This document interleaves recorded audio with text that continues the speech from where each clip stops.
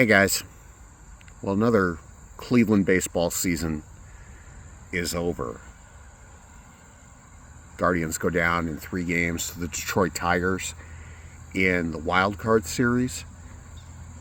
Detroit, after a horrible September and really not a great second half of the season, finds a way to pick themselves up at the right time and defeat the team that was really their nemesis, especially in September.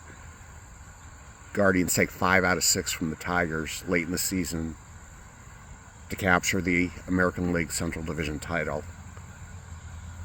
But Detroit wins when it matters. And I didn't really have a feel for what was going to happen yesterday going to the game. Usually I do. I remember going to Game 6 of the 2016 World Series.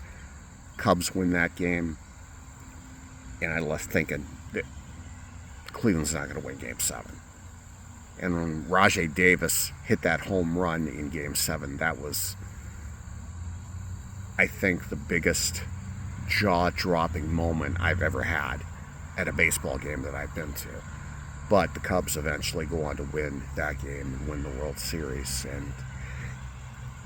But yesterday, I didn't know what I thought would happen. First 2 games kind of went the way I expected them. Game 1, low scoring, Tarek Skubal versus Gavin Williams. Kind of up for grabs who would win that game. Detroit wins that game. I thought going into Game 2, Tanner Bybee would give the Guardians a shot. He did that. Guardians score late, beat the Tigers, force Game 3. And give credit to the Tigers for, like I said, putting away or pushing aside a bad run of baseball to advance to the ALDS against the Mariners. What about this Guardian season? Like I said, it's very, very different compared to a lot of them. This team in July looked terrible. They looked absolutely terrible. They looked every bit of their 15.5 game deficit. And to the players' credit, and people look at ownership, great, look at ownership.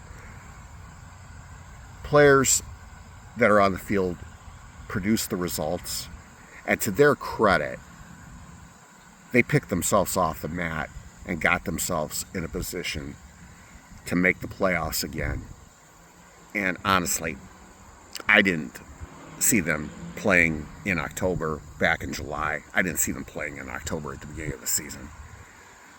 So that's a lot of credit to them. That's a lot of credit to Stephen Vogt.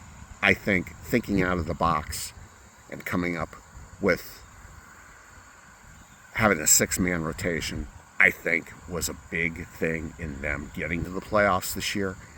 Their starting pitching in September was just off the charts. Off the charts, if you paid attention to it. The Achilles heel, you're not scoring enough runs. And that's where they need to address that moving forward. I think their season batting average was 224. 224, and you get into the postseason. That's not going to happen every year. And I'm not saying go out and spend Juan Soto money to get a Juan Soto. What did Juan Soto do for the Mets this year? Yeah, he had a great year. Did they make the playoffs? No. They underachieved. They were the crash and burn team in baseball now that the Tigers were able to push aside their problems and move on to the playoffs. The Mets didn't even make the playoffs. So, but you still really need to address this lineup. Another bat. You can't depend on great Septembers to always save you. I thought that 10-game losing streak was going to cost them. It didn't. A great September saved them. But you need players to carry you to the 188 games, carry you to 90 to 95 wins, and put yourself in a position to get back to the playoffs. They took a step back this year. Find a way to take a step forward.